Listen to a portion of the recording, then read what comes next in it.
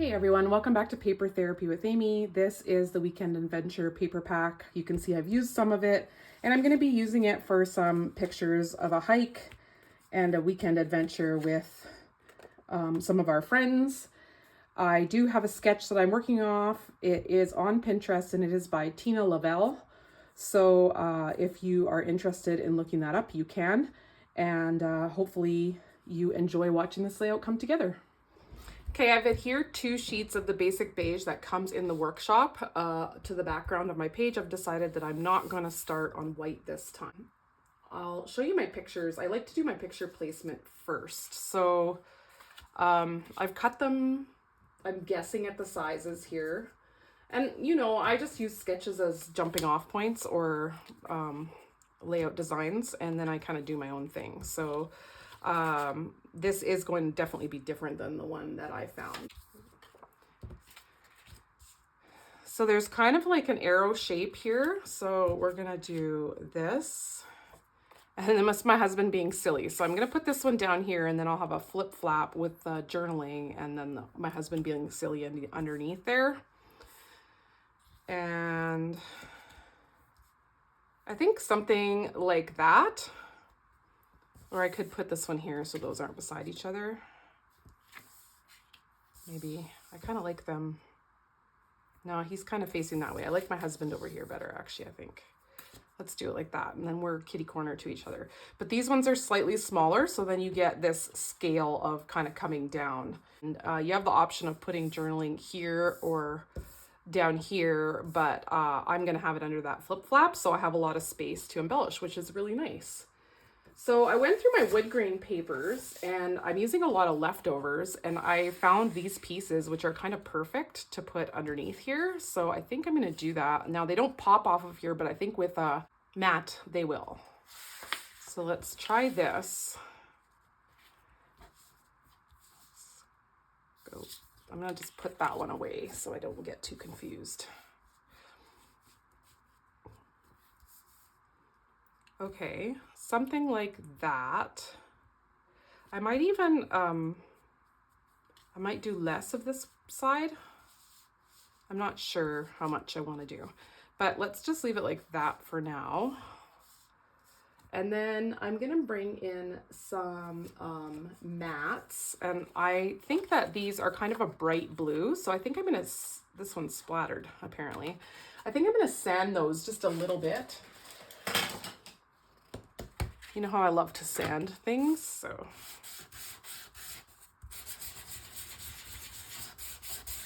Sanding and inking has a similar effect. The sanding shows the white core of the paper so that it looks distressed, but it has a similar distressing effect. So I'm also going to use some green mats. I want to use the lighter side of the green, and this is the Mossy Meadow paper. So I'm going to put those 2 there, and I might add a white border because this is kind of a bigger border here. And so I might add a little bit of white mat as well here. And then I'm going to add some of the patterned green paper with the trees on it behind the waterfall focal photo. I'm definitely going to double mat this one to make it pop a little bit more. And I had a smaller piece of that green paper with the trees on it, so I'm going to use it for a mat for that last photo on the end, just to pull that color onto that side, though I am planning to have some in the background as well. So I am focusing on having all of the Mossy Meadow and Misty Moonlight mats around all of these photos. I could have used the kind of spotted blue paper that comes in the kit, but I decided just that since it's so covered up you barely see it, that I'll just do the blue with a little bit of a sanding effect. So I did have these pieces that were already cut, and they happen to be a little bit bigger than this one here. So let's see how they look. Oh, let's put this one on this side because this one comes a little too far in.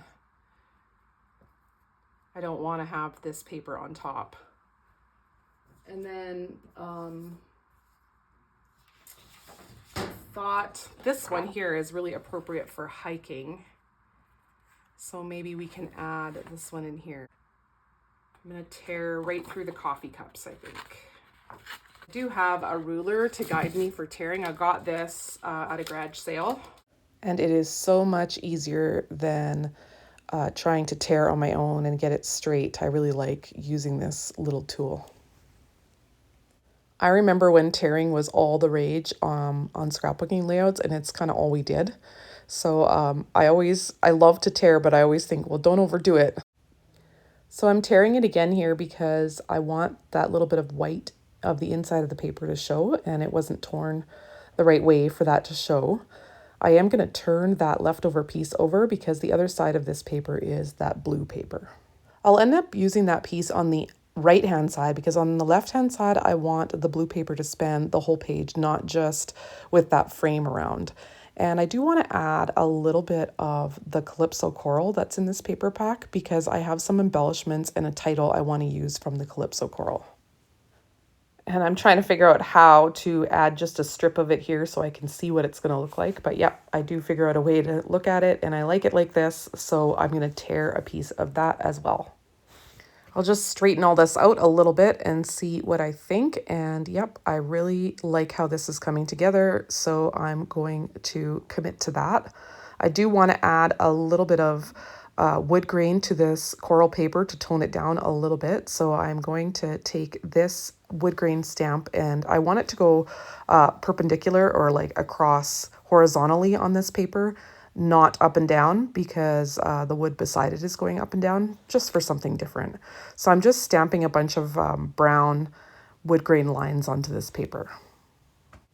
And since I had that stamp set out, I saw that wood cookie or that circle, and I thought that would look nice on this layout as well. So I'm going to stamp a few of those and I am going to cut them, like just fussy cut them out because there is no die. They're pretty easy to cut. I just leave a little white edge.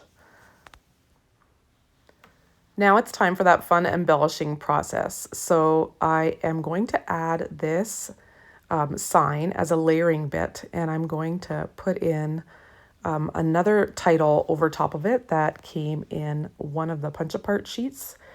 And I'm going to cut it apart for two reasons. It's a little long for my purpose, and also some of these little phrases are cute and I might use them elsewhere on the page. So I'm just going to cut them off in strips. And I'm not sure if I do that now. I just take that middle section out for now.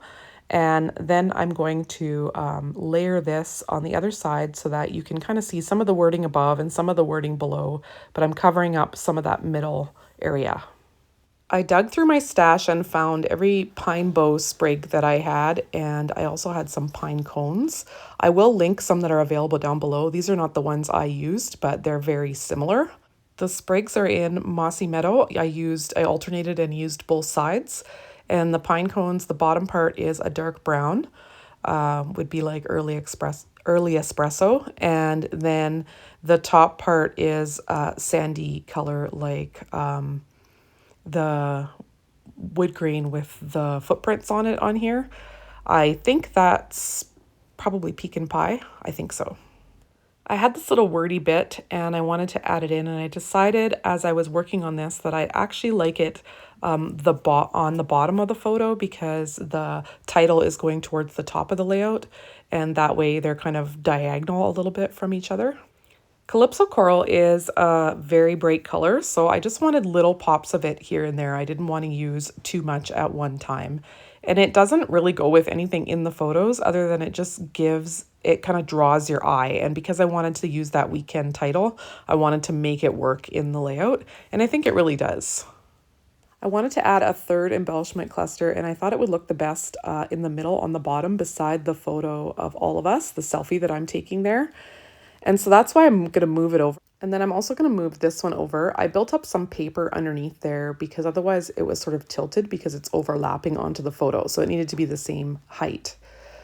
So this way I could move my whole embellishment cluster up and I could kind of spread the title on to the page a little bit more because there's a blank spot there. And so I'm going to add some sprigs going kind of both directions.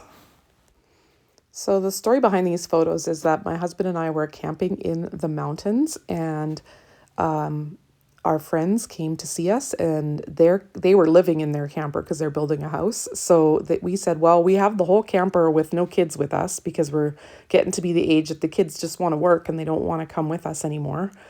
So we said, why don't you come for a couple nights? You can sleep in the other end of the camper. So they came out for the weekend, and when they arrived at just before supper or supper time, and they said, well, we really wanted to do Troll Falls, but we didn't get here in time. And I said, well, let's go do Troll Falls. It's only 20 minutes down the road and it's light till whatever time at night.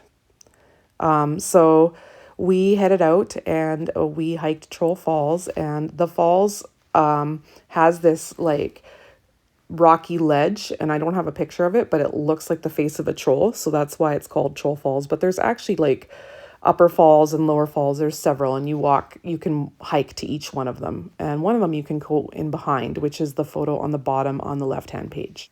We had actually done this hike before, but they hadn't, so that was pretty fun to do, and it was a nice evening, and then we got back and sat around the fire.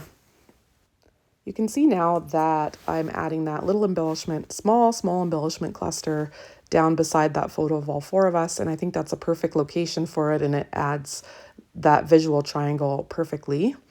And then I will add a little bit to the top right of the page as well, but it's not, I wouldn't even really call it a cluster. It's just a little banner. I also found a boot on the sticker sheet, and it was in an oval, so I fussy cut it out, and I'm trying it everywhere on this page. It's a boot print, I should say.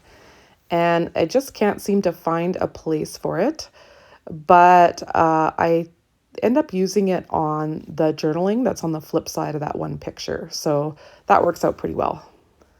This is where I realized that I wanted this picture on the bottom because it's going to have the flip flap. And I love it when the flip flap flips onto another picture so it stays in the same footprint on the page and it doesn't like wreck your whole feng shui of your page. It's funny because on Erin's last video, she was talking about it because I had been messaging with her about it. And then hers turned out like a book, and her layout was about books. So it was just these little things that make scrapbookers happy. For me, I love it when these little things come together and it just works out to tell the story even better. My head was totally in the way when I was adhering the flip flap, but I do want to let you know that I like to adhere flip flaps directly to the page and cut a slit for them in the page protector. And the reason I like to do it that way is because I don't like seeing the sticky part that sits on top. I like it that you can hide it behind the other photo when you do it this way. And you'll see right away how I do it. I don't have it in the page protector yet here, but I will show you how I can just flip it open and it will flip onto the other picture. So here is the finished product. If you haven't hit that like button yet, can you do that for me? It helps me a ton. And I'm really happy with how this layout turned out. It's just came together so fast and easy. This kind of paper, this outdoorsy stuff really usually does for me. So it was really nice compared to the floral layouts I've been doing that I've been struggling a bit more with. There you see that flip flap. So thanks for watching, and I'll catch you next time here on YouTube. Bye.